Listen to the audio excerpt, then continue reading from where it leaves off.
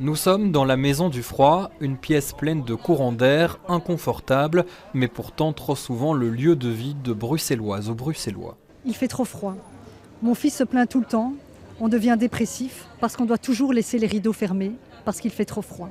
Des témoignages comme celui-ci, le Centre d'appui social énergie en a récolté des dizaines. Parmi les causes de la précarité énergétique, il y a la mauvaise isolation des logements. On sait qu'à Bruxelles, on dit qu'il y a environ 32% qui sont mal isolés. Et d'ailleurs, c'est devenu une priorité du gouvernement bruxellois dans le cadre de la lutte pour le climat.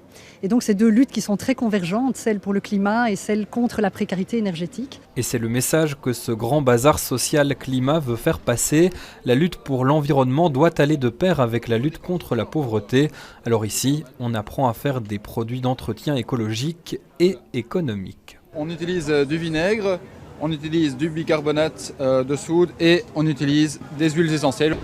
Et voilà. En face, Nat de Rauque témoigne de son vécu pour l'association Trapèze qui vient en aide aux personnes en situation de surendettement. Dans le processus de surendettement, on a voulu me retirer mes animaux et pour moi c'était essentiel parce que c'était mes animaux de compagnie et c'est pour ça que je porte ce chapeau. C'est un engrenage qui va très vite, on perd son emploi, on a des problèmes de santé, on ne sait plus payer son logement, on se retrouve finalement à la rue. L'objectif de la journée, favoriser l'échange et la connaissance sur les droits fondamentaux de manière ludique comme ce quiz spécial logement. Souvent les gens nous demandent oui mais ça c'est légalement ou ce qui se fait vraiment, et c'est là que la discussion peut commencer et on a énormément de gens qui pensent connaître les bonnes réponses et qui sont très surpris des réponses. Et toutes ces discussions serviront à une grande assemblée qui va se mettre sur pied, histoire de se faire entendre auprès des politiques.